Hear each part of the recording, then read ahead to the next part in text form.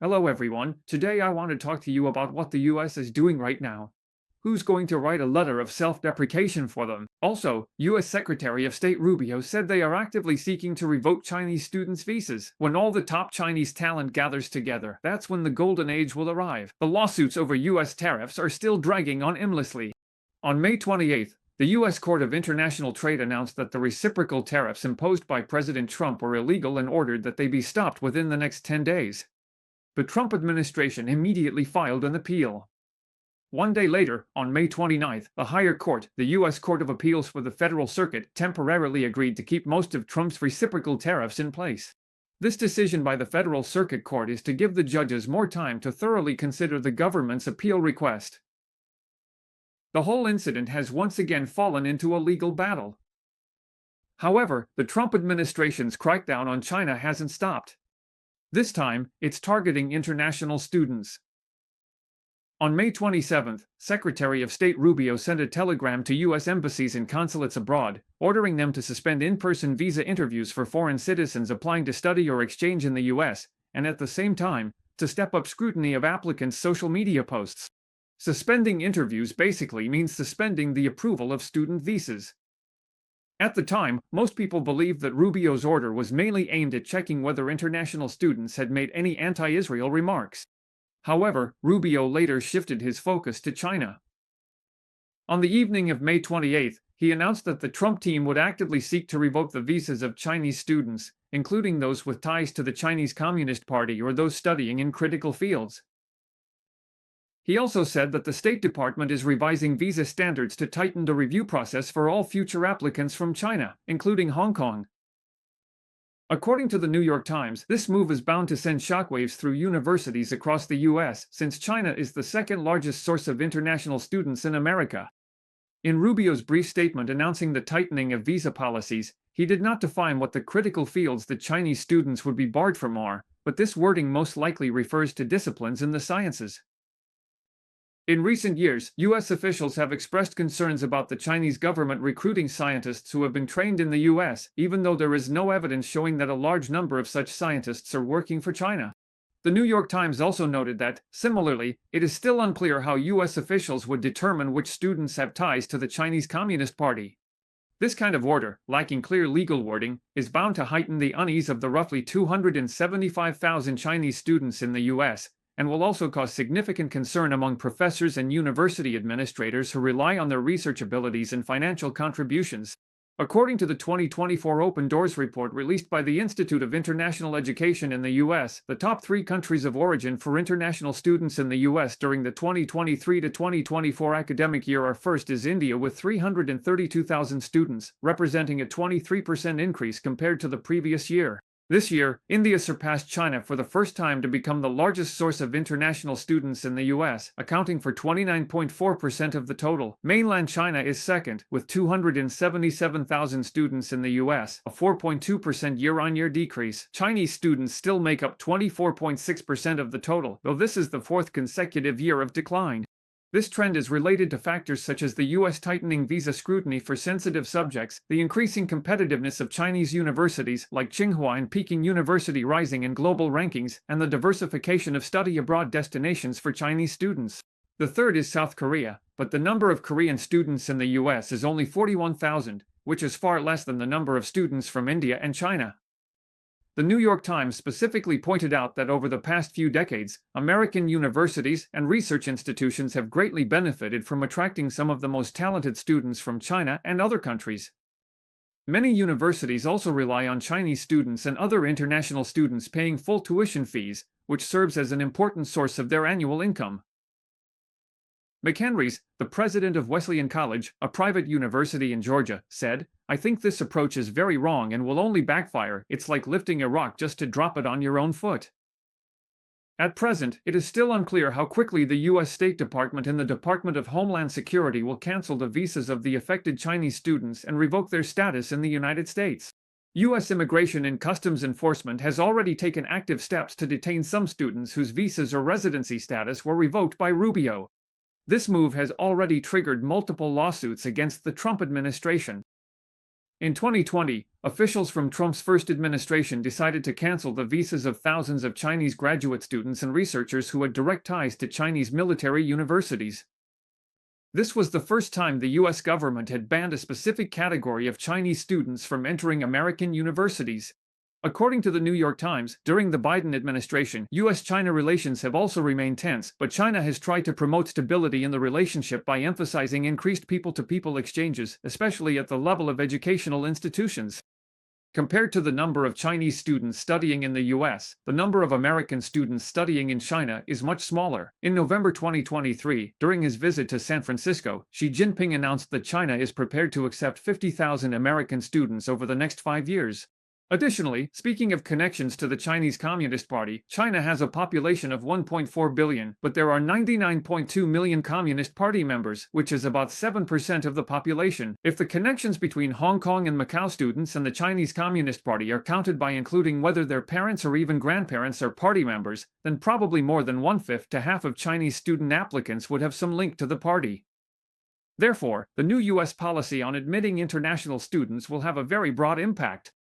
On the other hand, last week the U.S. Department of Homeland Security announced that it would revoke Harvard University's license to admit foreign students. When making the policy statement, Secretary of Homeland Security Alejandro Mayorkas said that the U.S. government is seeking to hold Harvard University accountable for fostering violence, anti-Semitism, and cooperation with the Chinese Communist Party on campus. In the statement, the term Chinese Communist Party was bolded to highlight its significance. But Lam did not explain what she meant by Harvard's collaboration with the Chinese Communist Party, nor did she provide evidence of such collaborative activities.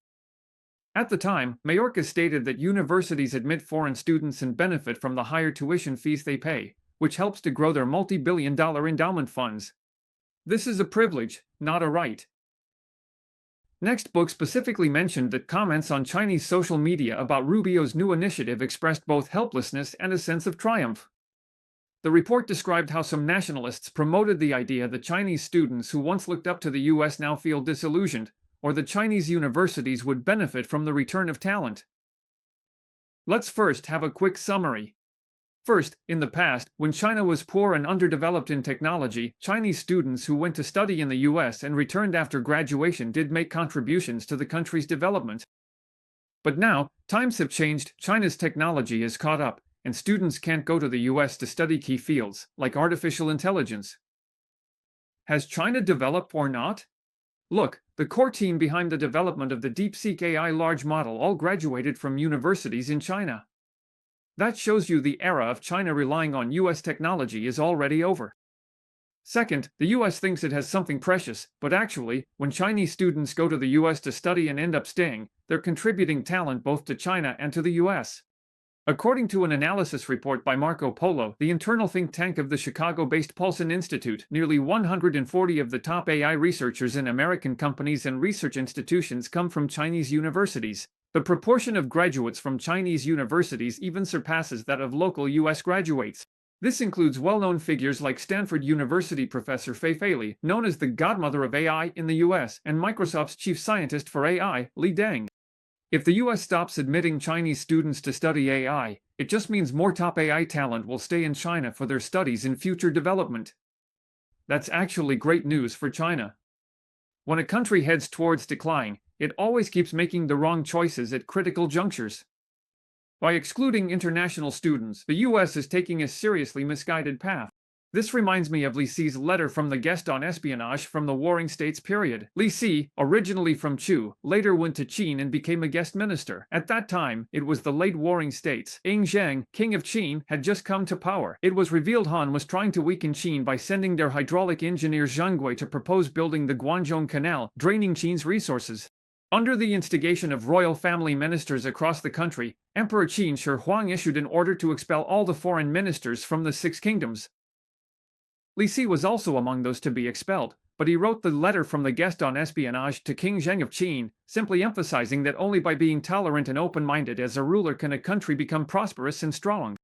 After reading Li Si's memorial, King Zheng of Qin ultimately decided to abolish the expulsion order, sent people to bring Li Si back, and reinstated him to his official position. Later on, King Zheng of Qin placed great trust in Li Si, who helped formulate the strategy to eliminate the feudal lords and establish imperial rule, paving the way for the unification of the country and the founding of China's first centralized monarchy, the Qin dynasty. This story shows that gathering talented people from all over the world is often the beginning of a nation's strength. In the past century, the United States has also grown stronger by attracting international students and talented immigrants. The most prominent example is Einstein. During World War II, Germany persecuted Jews within its borders, and many renowned scientists, including Einstein, fled to the United States. Einstein made direct contributions to America's major technological advancements, one of which was alerting the US to the need to develop the atomic bomb. At that time, Einstein's good friend, physicist Leo Szilard, noticed in January 1939 that the science journal Nature had published a major discovery by German physicist Otto Hahn and others, who observed nuclear fission in uranium atoms. Later, Szilard wrote a letter, which was signed by Einstein and sent to then US President Roosevelt. In the letter, Einstein mentioned that the German scientists' major discovery about uranium atoms suggested that splitting uranium atoms would release a huge amount of energy, and this phenomenon could be used to create a new kind of bomb. In the letter, Einstein described that the power of this kind of bomb would be enormous. If a ship carrying such a uranium atomic bomb entered a port and detonated it, the entire port and the surrounding area would be flattened. However, at that time, Einstein still believed that this kind of bomb was too heavy to be transported by aircraft. Einstein also mentioned in the letter that after Germany took control of the Czech uranium mines, they stopped selling uranium, which suggested that Germany was developing atomic bombs. He recommended that the United States speed up related research. As a result, Roosevelt accepted Einstein's suggestion. 6 years later, the world's first 2 atomic bombs were dropped on Hiroshima and Nagasaki in Japan, bringing an end to World War II. This is a direct cause-and-effect relationship. If Germany hadn't carried out racial persecution, if the United States hadn't accepted foreign talents like Einstein and Szilard at the time, and if Germany had been the first to invent the atomic bomb and dropped it on London and Paris, world history would have been rewritten. This proves that America's national destiny is closely tied to its ability to attract global talent. In conclusion, first, nowadays no one would write a spy novel for America, and even if someone did, Trump wouldn't bother to read it. Second, this is a golden opportunity for our country to attract talent. Recalling that in 1950, the FBI accused Chen Shueisen, then a famous professor of space dynamics at the California Institute of Technology, of being a member of a subversive organization. Chen Shueisen originally wanted to return the artifacts to China, but the US actions made it possible. This marked the beginning of China's successful development of long-range missiles. With the help of Comrade Chuan Zhangwo nowadays, China is sure to usher in a golden era of talent gathering.